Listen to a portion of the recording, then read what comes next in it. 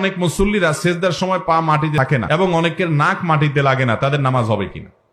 ভাইরা আমার, অনেক মুসল্লি এরকম আসলেই আছে যে 20-30 বছর ধরে নামাজ পড়তেছে, অথচ নাক কপালে লাগছে, মাটিতে লাগছে না, কপাল মাটিতে লাগছে, নাক উঠে আছে অথবা পা উঠে আছে।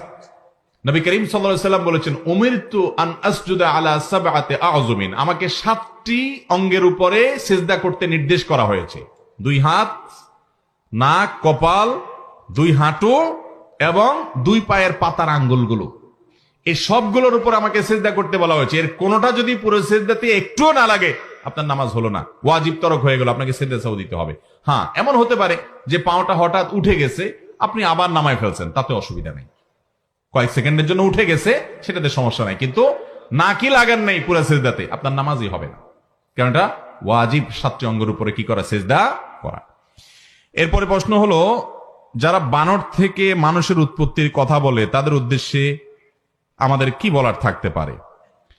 ভাইরা আমার, আপনারা বানরের সন্তান, বানরের ভাই, বানর, শিম্পাঞ্জি, এরা যে প্রাইমেট থেকে তৈরি, আমাদের বাচ্চাদেরকে স্কুলের বইয়ে শেখানো হচ্ছে মানুষও নাকি একই প্রাইমেট থেকে তৈরি, অর্থাৎ একই জাত।